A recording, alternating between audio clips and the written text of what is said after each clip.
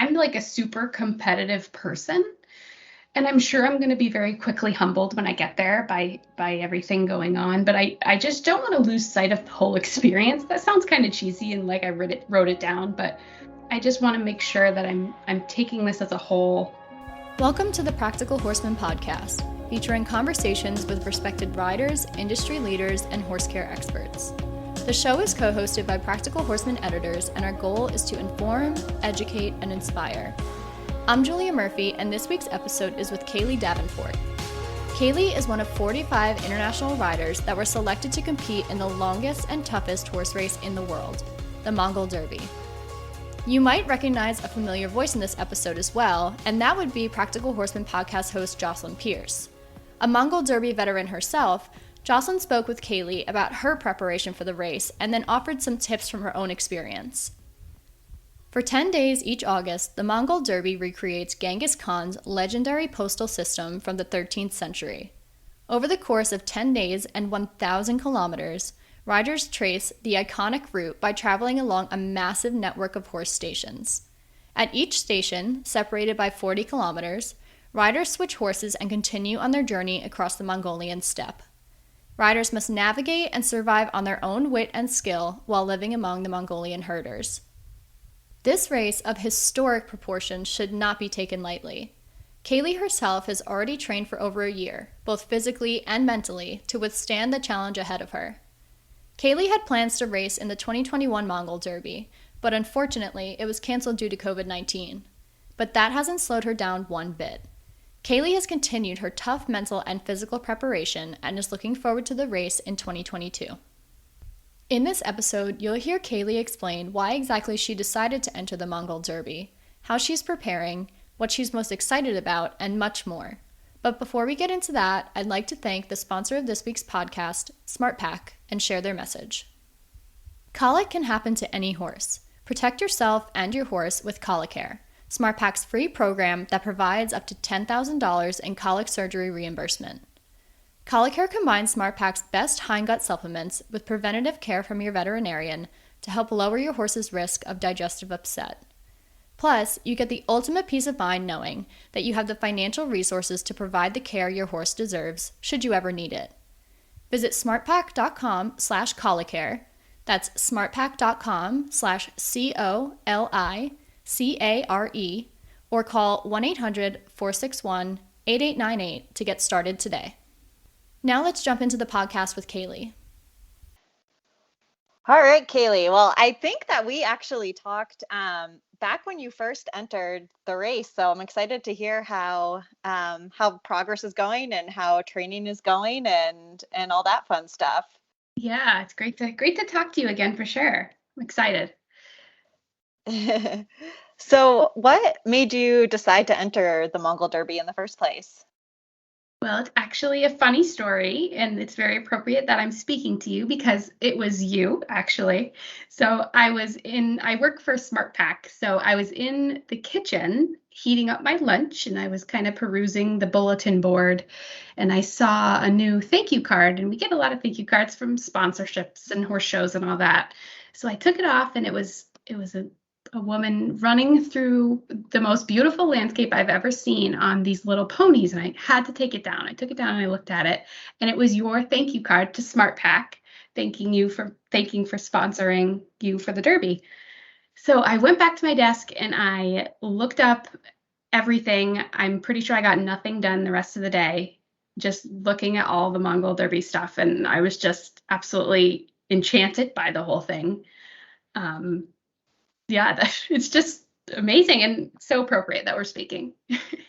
Yeah, oh my gosh, it totally is. I love that. And I love that in some small way I have a part in you entering the race. So that's such a fun story. So can you just tell us a little bit about what your riding background is? Do you have any endurance riding experience, or had you at this point when you decided to sign up? Sure. Yeah, no, I actually didn't. My endurance experience is still limited, and I think it probably will be up until the Derby. I am from a horsey family. My grandmother and my mom both rode and showed. Always had ponies and brood mares and my mom's old show horses at home growing up in the backyard. But I started formally riding around 5 or 6. I did local shows, 4-H, gymkhanas. I had a wicked fast, crazy barrel horse for a while and qualified for some barrel racing finals. But then I started showing the American Quarter Horse Association circuit competitively when I was 12. And that's where I kind of spent the majority of my horsey career. I did the all-around events, the pleasure events. So that's where I call home mostly is the AQHA circuit. I jumped my first jump at college tryouts for an IHSA team. So I kind of stayed in the hunter jumper eck world for a few years through college and after college. And I actually just bought a little cow horse in September. He absolutely stole my heart. So I've been doing the cow events and the ranch events with him. That's kind of my new digs. But yeah. Awesome. So very well-rounded, it sounds like. I am a self-proclaimed discipline hopper for sure. I'm always looking for a new challenge. I'm always trying new things. Anything around a horse, I'm game for trying.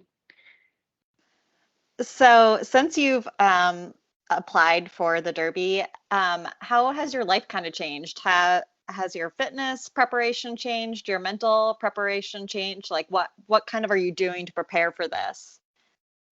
Yeah, great question. It definitely has changed my life. I mean, I think just the fact that I'm doing something like this and it just sparks up conversation with everybody. I'm kind of known as oh, that's the girl that's doing the Mongol Derby. And I get into my whole spiel and tell them all about it. And it's awesome. But yeah, for physical preparation, I've obviously just been riding a ton.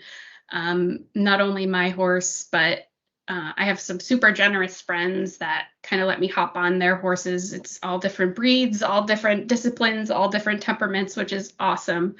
I also have paired up with a girl that I actually grew up doing AQHA events with, Dr. Allie Hartman, who's a physical therapist. So she created like a business program geared specifically to equestrian athletes. And it's just awesome because she's an accomplished equestrian as well. So it's really helpful that she kind of knows what muscles need to be worked and understands the mechanics of a rider. So I've been definitely upping my fitness out of the saddle, which is something that I hadn't really focused on. Being a lifelong horse girl, team sports were never really in the agenda for me in high school or anything. So it's really fun to be able to expand my fitness in preparation for this long journey. So can you tell us a little bit about what that program's like? Like what kind of exercises are you doing in that program? Yeah, it's a ton of stuff, really. It's very well-rounded. Very, like I said, she's a physical therapist, so it's super safe and kind of well-rounded for all your body parts and getting everything prepared. Lots of squats, lots of endurance type stuff like running, and I'm not exactly sure exactly what they're called, but it's like you do a ton of different exercises over as fast as you can over a short amount of time. I think AMRAP, I think is what they're called. So just getting you really tired and really working those muscles that are geared towards equestrians. So that's really cool. Of sweat. Yeah, that's really cool. That's specifically geared toward equestrians too, because I feel like a lot of people prepare for this race in different ways, and a lot of people go to the gym or go to CrossFit, but it's really great to have a competitive equestrian kind of help you tailor a program specific to the muscles you use when you ride. So that's really neat. Yeah, it's really cool for her too. She tells me she does a lot of hunter jumpers and more pleasure type people, and it's fun for her to kind of have someone with a goal, like an end date, where like a lot of equestrians, okay, here's show season, it's coming around again this year, whatever. But it's cool to, okay, we have this date, we have to be ready. So it's fun to work towards that. For sure. And I also saw that you've been working with a couple Mongol Derby veterans with some endurance riding. Can you tell us a little bit about that process and what that's entailed? Of course. Oh my gosh. Yes. Stevie and Dylan Dillahunt, they have They have a program with some amazing they're amazing endurance horses. They both competed in the Derby. They've done the Gaucho Derby. They've done Tevis multiple times. They're just like absolutely amazing athletes and individuals. So their boot camps kind of entail 3 to 4 days of really, really intense riding, really intense fitness, but also getting into like the mental fitness of everything. I value everything I've learned from them, and I'm hoping to go back to ride with them again before the Derby. Cool. Yeah, I mean, it's so huge to have feedback from someone who has actually been there and knows the landscape and knows the horses. So that's so great that you've been preparing with them, and I'm sure you're getting a lot of miles under your belt too. Oh yeah, for sure. And yeah, like you said, they know it and they've seen so many people go through it. I think one of the most valuable parts of going to those weekends is sitting around the dinner table with them and with equally as crazy equestrians and chatting about, oh, how many pairs of socks do I need to bring? How should I tie on my kit? Like it's just a lot of knowledge you wouldn't be able to get elsewhere. What's been some of the valuable advice you've learned from Stevie and Dylan at these boot camps you've been going to, whether it's, gear related or horse related or just things they've told you about Mongolia and the horses? Yeah, I mean, I've definitely used the time to test a lot of gear, not having access to endurance horses or able to go on those long rides where you really do test your kit. So I've definitely used that time for that. A big thing that I've gotten from Stevie in particular is I've never really been much on meditation. Kind of just gone through my day to day. Maybe even scoffed at it a few times, but part of the Derby boot camps that they do is you do sit down and you meditate every morning after your workout. And it just really brought things to life. I have a funny story. The first day we were there doing the meditation, I'm like, oh, here we go, meditation. I'll try it, whatever. I actually broke down crying and I got so emotional. And it was just like really brought everything to light and like how lucky we are to have this experience and how great I'm getting emotional now. Sorry, how great it is to just have the people to support you to do these crazy things. So I've definitely added that to my preparation as I do take the time to meditate. So that's a big thing I've gotten from them. Yeah, that's huge. And that's also, I think, from personal experience, a good thing to keep with you while you're riding the race because, when things get tough, that's a good place to center yourself and just remember how fortunate and what a unique experience it is. So that's really great that you're already there. Yeah, for sure. Yeah, and even everyday riding, it's like I'm looking at it different. Like, wow, I'm so lucky to be able to do this, and my body's able to let me do this, and all that. So yeah, for sure. And so the Derby has been postponed. You were supposed to ride in the race this year, and it's been postponed until next year due to COVID, of course. I'm just wondering kind of how you took that news and, if your training plan is going to change and what the next year looks like to you after, preparing for the past year. Yeah, I was super bummed. I'd be out there on the steppe right now. So I was bummed for sure, but there are people out there that have been planning to do it since 2018, 2019 that I really feel for, that I can only imagine how hard it is for them. But in terms of my training and kind of how it's changed, it really hasn't changed much. I when it did get canceled, I sat down with Dr. Hartman, who I've been working with, and she's like, "What do you want to do? You want to take some time off?" And I said, "No, like I'm really enjoying this time, and I'm really taking the experience as the preparation too."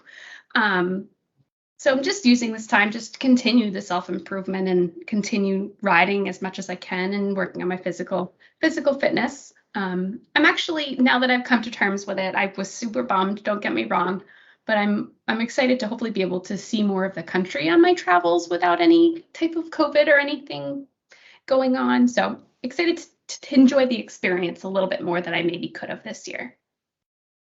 Oh, that's awesome. And so I know for me, at least, when I signed up and then the whole year before when I was training and just kind of waiting for the Derby, there were, some things that I really obsessed over and things. I'm normally a very good sleeper, and there were a lot of things that kept me up at night. Is there anything for you that you are most worried about or that you think about a lot? Or I know there's a lot of anticipation in general, so I'm just wondering kind of how you're feeling about everything. Yeah, yeah. And I think that also going back to your last question, the more time that's happened, I've dropped a few of those. At this point, I'm like, okay, I just want to get there. I just want to get on. But definitely still have some worries aside from the stomach issues and the marmot holes and the injuries that I'm sure everyone's worried about. Um, I'm like a super competitive person. And I'm sure I'm going to be very quickly humbled when I get there by everything going on. But I just don't want to lose sight of the whole experience. That sounds kind of cheesy and like I wrote it down, but I just want to make sure that I'm taking this as a whole and not letting the race aspect of it take over my mental state. But I think just in me acknowledging that, I think I'm going to be okay. But that would probably be my one thing I'm worried about. Oh, I 100% agree. Like, I think that, um, it's definitely you want to keep it kind of in your mind again, how, obviously, you're fortunate to be there and you don't want it to pass you by because it goes by so fast when you're on a galloping horse. So that's great that you're already, thinking about that. And that's your biggest worry. That's a great worry to have. And I think, like you said, you saying that means, it's not going to be an issue. Fingers crossed. Yeah. So I guess, and maybe this is kind of, you might have even have the same response to this question, but I guess, what are you most excited about? Yeah, it would be similar to my previous answer, but I think just overall, just being able to ride these awesome creatures and just being completely out of control with nothing I can really do but just take it and enjoy it. And also just being surrounded in this culture that's just so wrapped around the horse and being an equestrian, it's just going to be a super awesome experience. I also haven't really had the opportunity to travel abroad much in my life, so I'm excited to have this experience. I have a question if you don't mind chiming in really quick.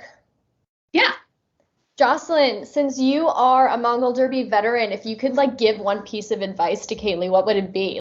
I would have to say that, I mean, Kayleigh really nailed it on the head, where she said, to just make sure that you are kind of staying in the moment and not letting the race kind of pass you by. Like, yes, I think all of us that sign up to ride in the Derby have some streak of intense competitiveness, or else we wouldn't be there. But to just kind of, yeah, remember why you're there and to take in the culture, to stop for a minute to have, some tea with a herder, or, to just really take it in and get to know the people instead of worrying about, you know, the next the next horse station and then the next horse station. It's really easy to get into that mentality and forget that you're in such a unique country that has, such a unique history and culture. So I think for sure that would be my biggest piece of advice, followed closely by, to always have a sense of humor, because that's kind of the only thing that's gonna, when things get bad, having a sense of humor is going to make things a whole lot better. You really can't dwell on the negative. You just kind of have to let it go and laugh and say, all right, what's next? Yeah, for sure. That's great. Thank you. But it sounds like you are doing everything you should be doing to prepare. It sounds like you're in a great mental place. So I have no doubt that you will have a great time and have a great race. Thank you. Yeah, I figure the 20% of the race you can prepare for. I'm gonna try to get all that 20% in there. Yes, it's a great way of looking at it.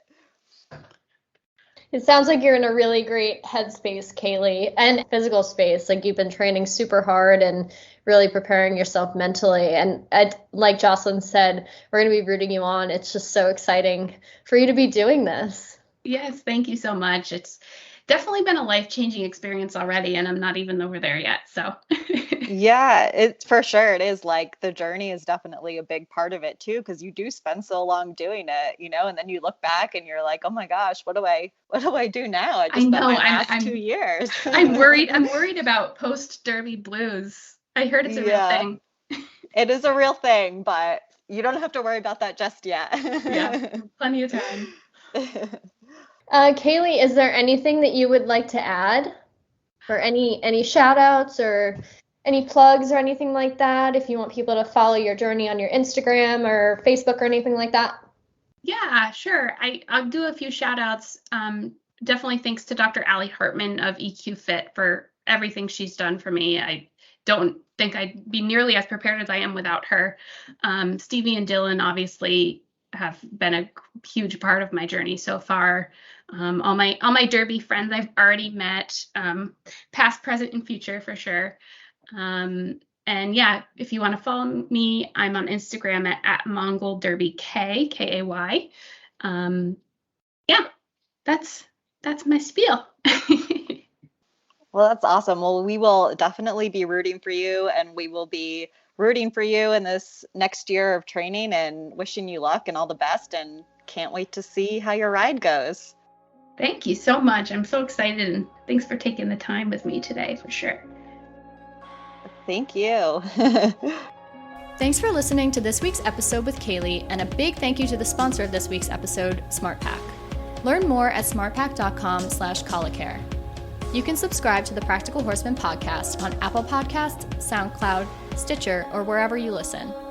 While you're there, please rate and review the show. I'm Julia Murphy, and you've been listening to the Practical Horseman podcast.